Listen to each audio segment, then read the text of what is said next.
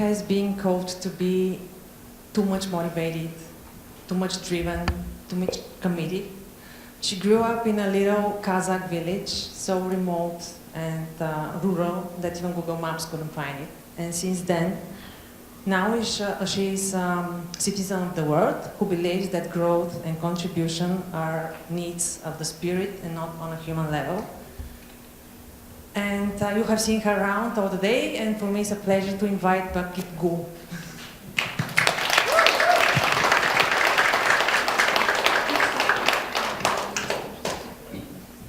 Okay. So hello again. Hello back to all of you. I tried to be hidden in the crowd the whole day. So yes, I am my first time in Bulgaria. Happy to be here. From our first conversations with Biljana and Veli, Velina, we felt, Okay. We felt immediately very connected, and in fact our greetings today was hug, like people that know already each other for a long time. I think we're all united here because we have similar like values.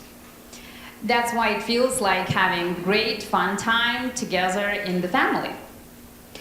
So today we'll be talking about how changemakers bridge our world to the future.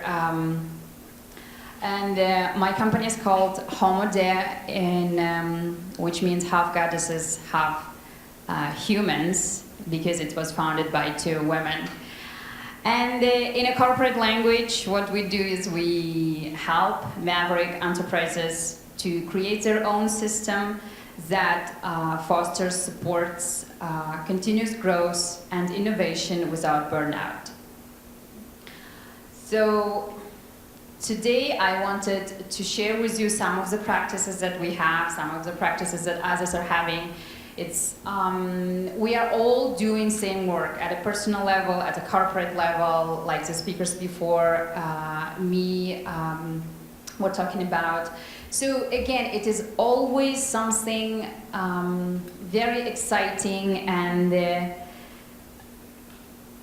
like feeling I'm having big relief that there are more and more of us. And it's not like, you know, when whatever you are starting at the beginning, you feel lonely. And as Biljana was saying, I grew up total misfit and outlier. And the more I was going around the world looking for my people and trying to find, apply the systems of others, I wasn't able to do it because anything was okay for me. Anything, like everything was kind of limiting. So that's how our company was born. It is like we help you to build your own operating system upon which you can install any program, any app, and make it work much, much better. About the government, Simon Sinek told recently that the government is a reflection of the actual society.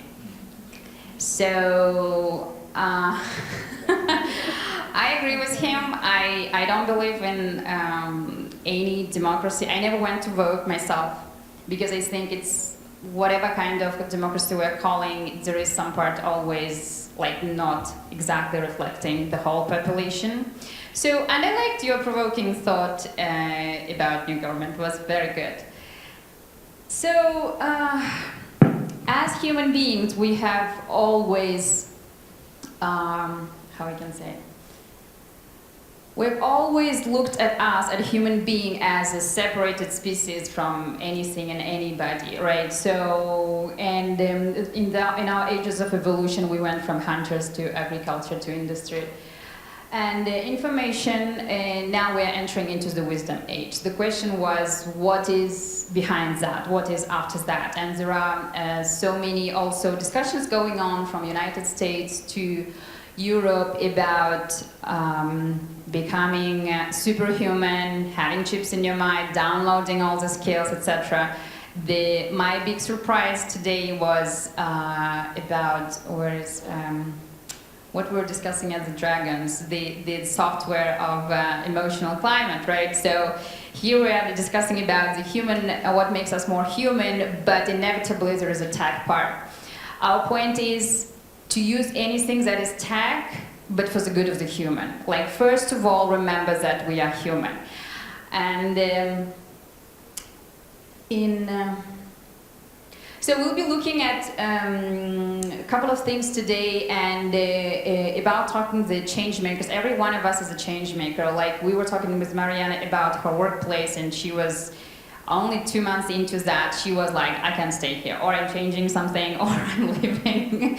So everybody of us has the change maker in ourselves, right? So as you've seen in our video, it's about not judging, not being victim, not pointing fingers to the previous generations, to all the disasters that have happened. But it is urging now, the Earth itself is urging us to do something faster, and that is our human evolution and the embracing of who we are. Any of you here religious? Okay. No, not religious, because I'm going to use God's examples. Because the thing is, and I'm not religious myself, I am spiritual, I believe into, how we can say, I'm slowing down now, because and I appreciate very much, because English, I guess, is for anybody is the first language, right? Second, okay, third, fourth. So I'm slowing down in English. But there are some non-popular literatures that are saying that, for example, angels, who we think that are superior to a human being, like a vice of God, right, on a hierarchical level, there are some literatures that are telling that an angel can be activated by the intention of the human. So to me, all those stories in every religion, taking the best part of everything, we humans have created so many stories in order to explain to ourselves our greatness. So about superhumans, that's what makes me very sad now, that everybody's thinking that, I can be superhuman if I have integrated the artificial intelligence with my own, right? And then, or like thinking that emotional intelligence can be something. They're all applicable things, but first of all, before anything else, I need to know who I am. The maximum level possible of who I am. And also we're talking about interdependence here, because, let me see, what is the slides? Okay, the best example of interdependence is in the nature. It is about the flower and the bee that are interconnected and interdependent. So this is also example of my relationship with my business partner, Deborah Watts. She is in Phoenix, Arizona. And my name from Kazakh language is translated as a flower of happiness. Her name, Deborah, from, what is the language in Israel? Hebrew. In Hebrew, Deborah means a bee. So when we saw that, we were almost crying because we were touched, and it came, of course, much, much later than we saw it. But this is how the companies of the future, the societies of the future, the people of it, they'll be based on interdependence and interconnection. We are just anticipating a little bit what is in the evolution of the humanity. And as example here is very beautiful. My niece has twin girls. They are less than 3 years old. And her mom, my cousin, she told me, I'm afraid they are interchanging their personality. If you call them by one name, another one is answering that she is her. Or when I'm giving a hug to one of them, another one is enjoying it as if it is happening to her. I said, that is the best example of interdependence and interconnectedness. It is when you understand that the good you are doing to others is the same good you are doing to yourself, or vice versa, the harm you are doing to others or to yourself is the same to the next one. So this is a level of interdependence and interconnection upon which our future can be built, and you can apply it in at your home, at your workplace, any kind of interaction that is going on.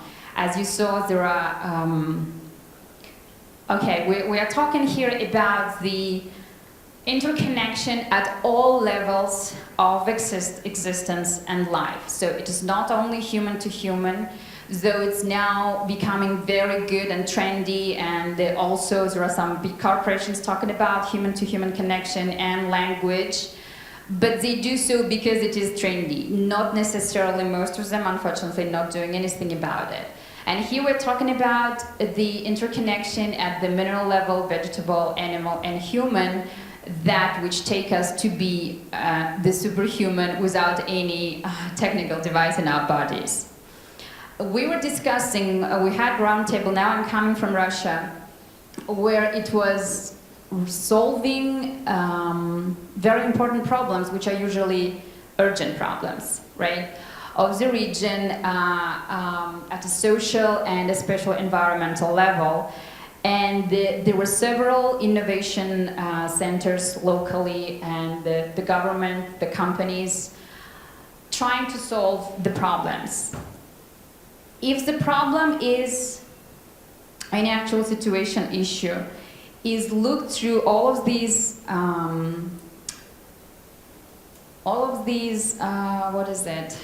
levels of existence, of lives, then it is long-term, it is not easy, though it is simple because it is very human and natural to us and organic. But this is how we can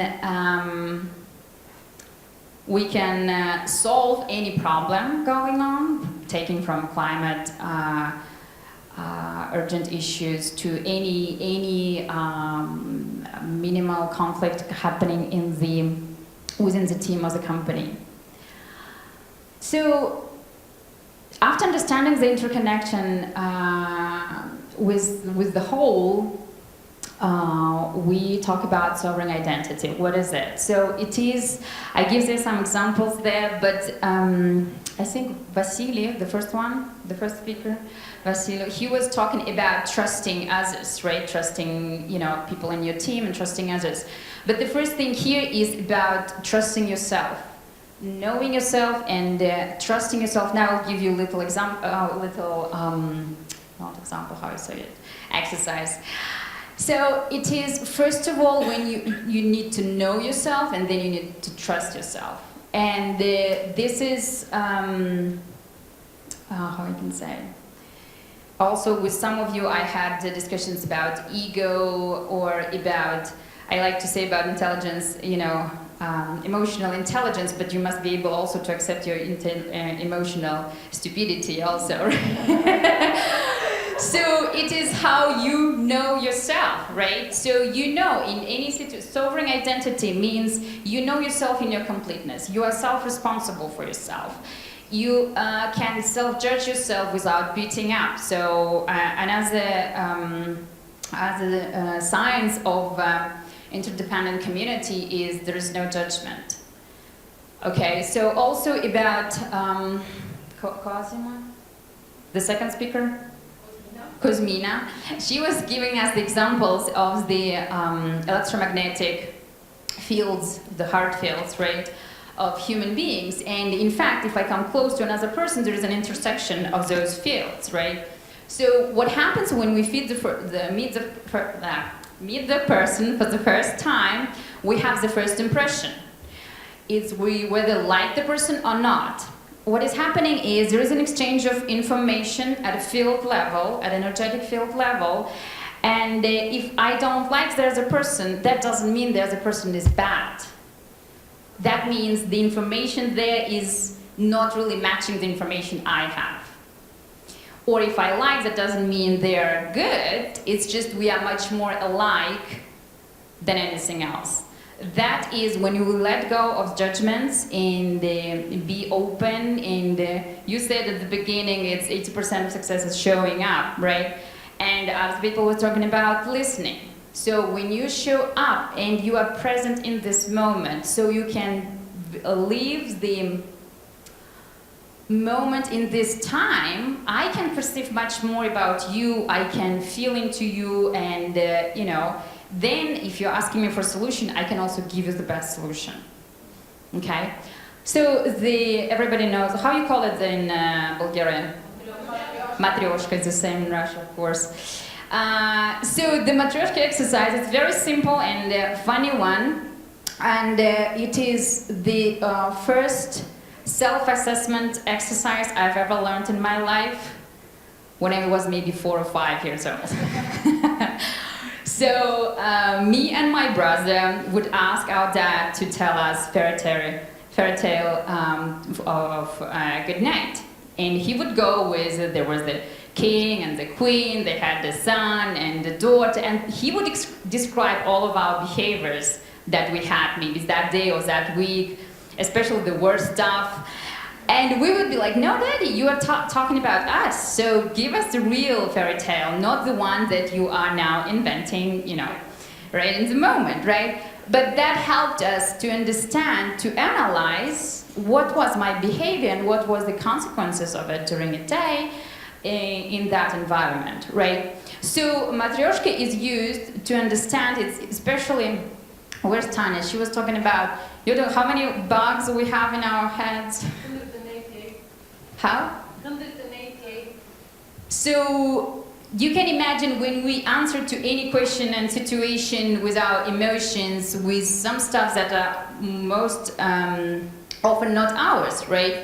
So in order to create that, I think in mindfulness they call it buffer, like to take yourself that space where you are not like what you are feeling in that moment, but to understand what is it.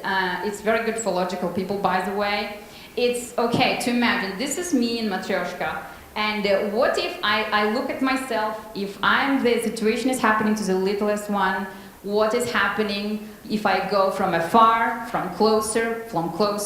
Now let's do this exercise really. Close your eyes.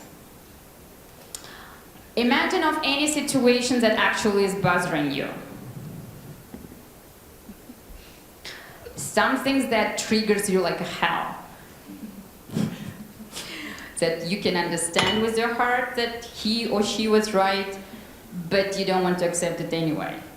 You're having lots of buts around it. Now go out from there, become the biggest Matryoshka. No, sorry, become the second Matryoshka of the smallest one, and look at the situation. When it was happening, from outside, it's like you are above or you are aside of the situation is happening to you. And see how it changes. Is there anything more any more information about it you can see? How does it feel to you?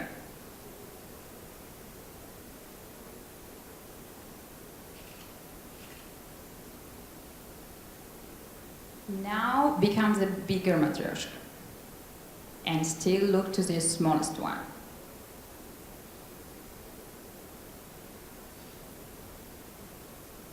And notice the changes.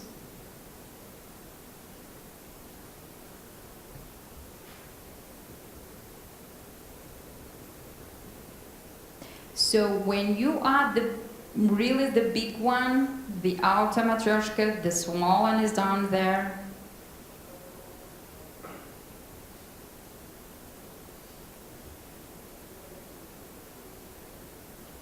Think of the changes. Notice the changes that are happening there. And you can also find a solution. you will know what to do with that situation.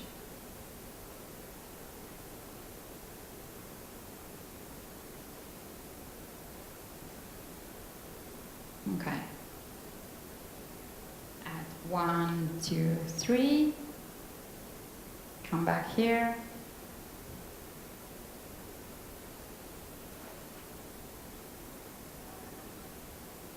If anyone would like to share the experience, I know it was very fast, and for somebody who doesn't maybe meditate often, it's not easy to go into the state.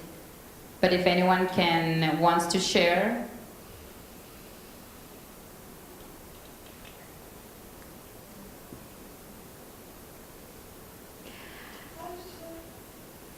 Okay.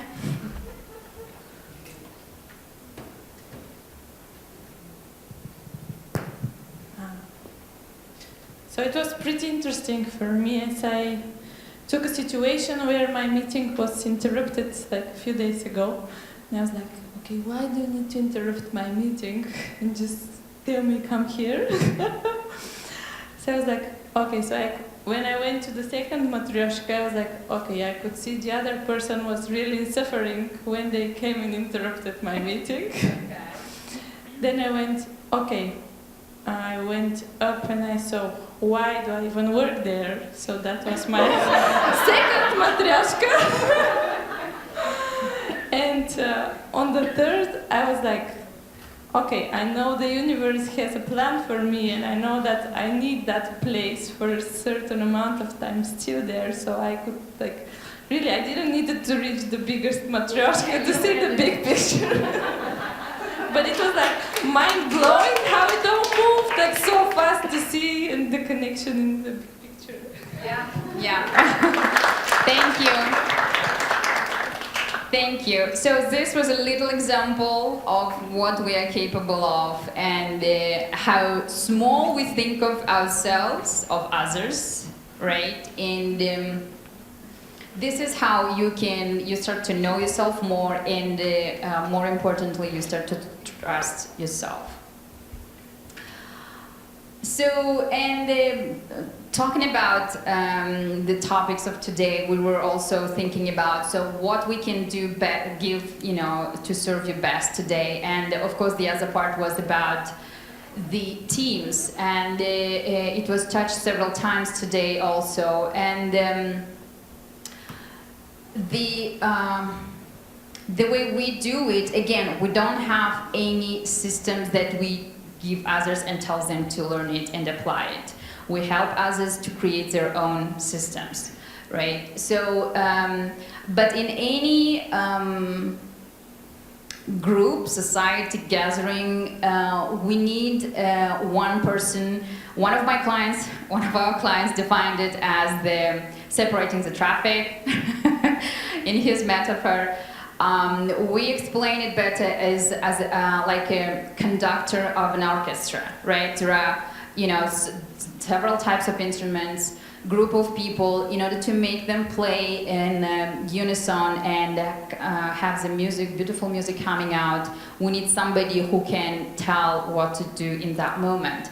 And the new leadership is not about, telling what to do. In fact, going back again to the nature, the queen of bees, she is there symbolically and chemically leading the whole hive, right? So now I say our type of people, because people who believe in interdependence and interconnectedness, and that's how they function, is there symbolically and almost energetically. We saw the heart expansion and the energy of that, right? So, who knows Kevin Richardson? He's called the Lion Whisperer, yeah. He's a lion whisperer. He jokes that sometimes he has better relationships with lions than with humans. So this was a spot for advertising. I like it very much. This is about, yes, building the trust and the flow in the company. So you can get aligned as the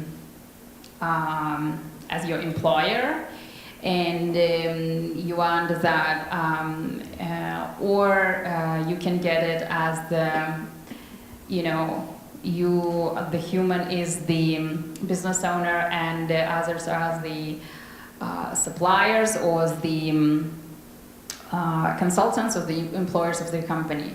The point here is when you know yourself and trust yourself, then you transfer it to your team, then you learn trusting your team. This is how he's telling, Kevin was talking about, I'm aware of the possibility of an option to be eaten by the lions. I'm very aware of that. Of course, I don't think about it when I go in, but I know who I am, and the lions feel that. So it is at the energetical level, at the chemical level, if you want, it is felt, right? So when the CEOs or project managers, they ask us, how do I manage my team? How do I build trust? Trust is not something you can require from people. It is something they give you because of who you are in the interaction of who they are with you, okay? So this part was about exactly how those two are interconnected. When you're a sovereign being, you can have a sovereign team with you. So then I wanted to give something practical, and okay, we have the yes, please. And here we have two questions that you can be asking to your team members, colleagues, kids, in order to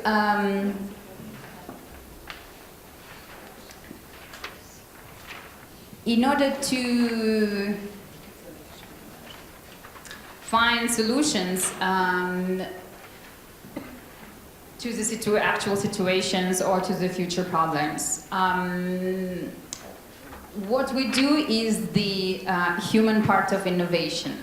What comes before the technical innovation, what comes technological, or what comes even before the culture.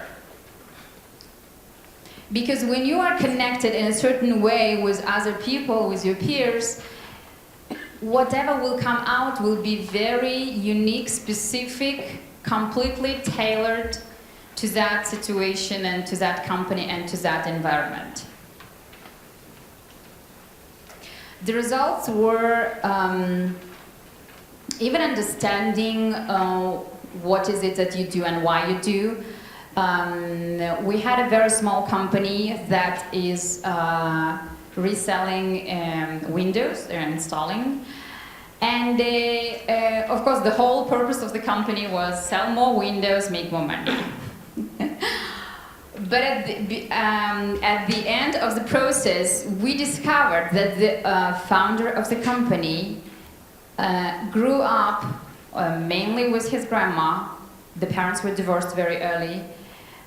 And he always had a curiosity what the complete family looks and feels like.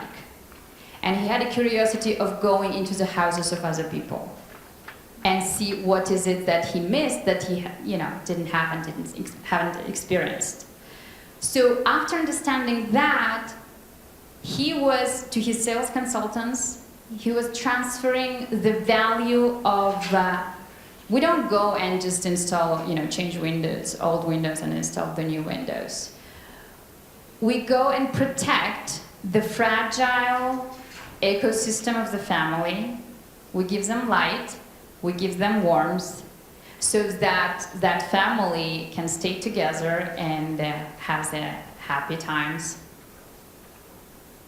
So those are the things, you never know what can come out of those questions and out of very deep interactions with other humans.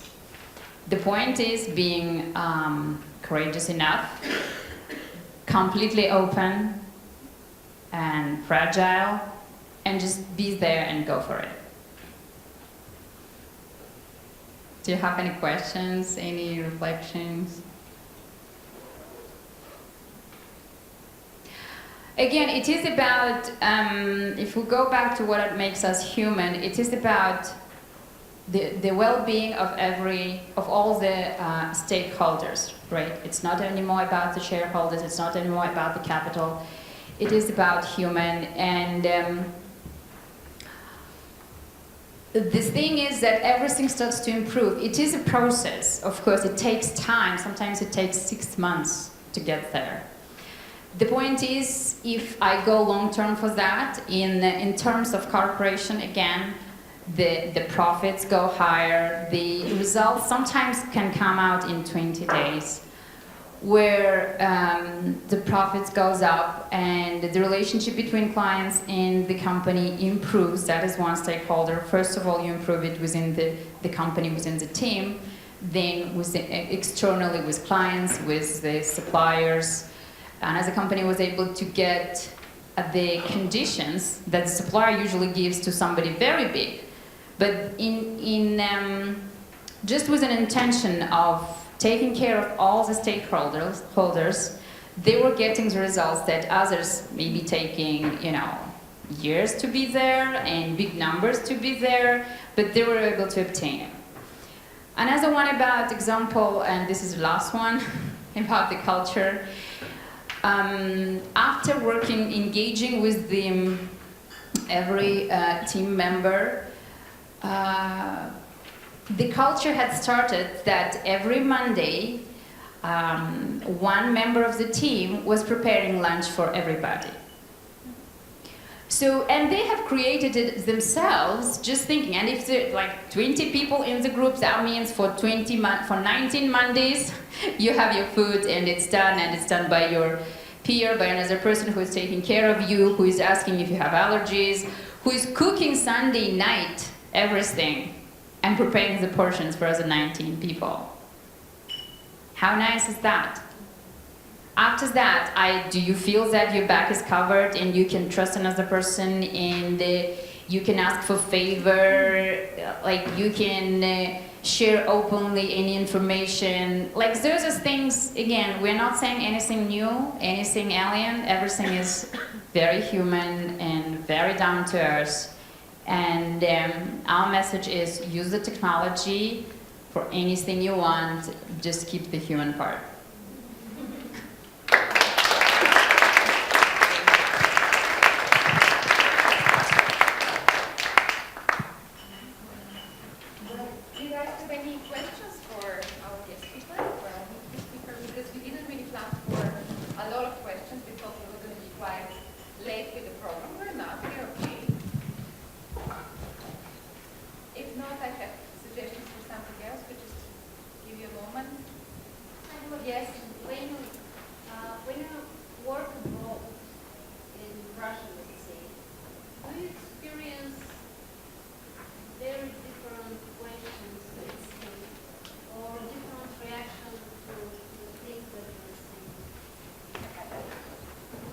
Yes, I think it's a little bit also related to your question at the beginning of the day.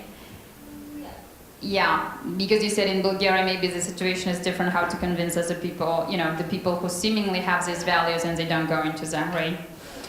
Okay, so we are finding out that the modern society is divided into 4 stages.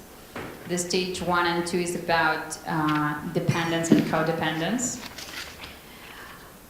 Dependence starts from when we're just born and we depend on our parents for food and shelter and love and attention and everything.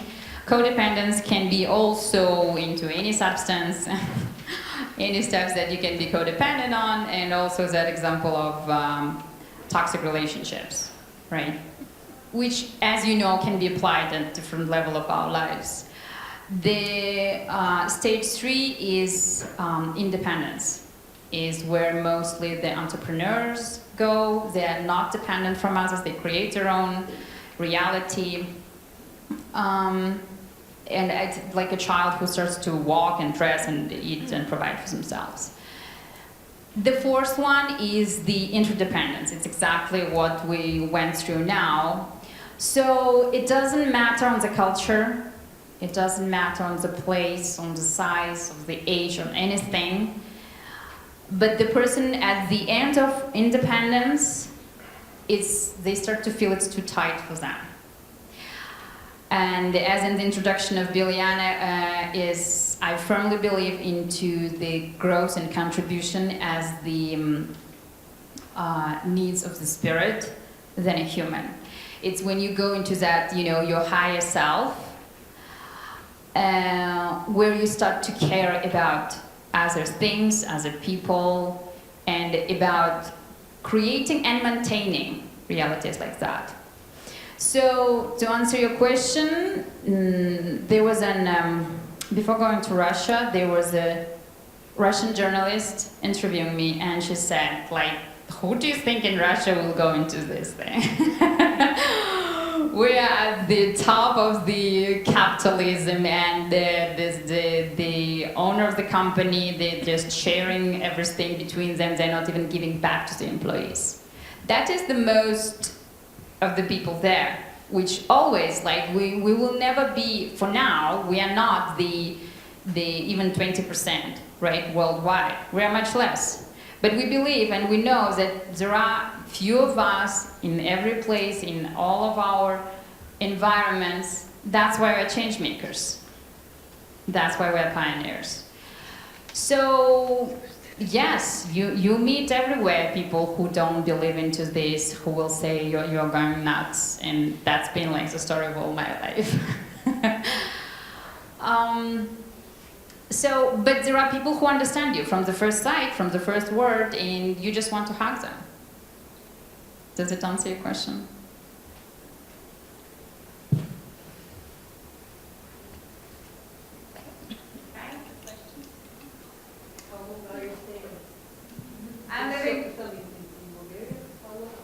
I'm leaving tomorrow. I don't know if it's 10 or 11, my flight. 11:15.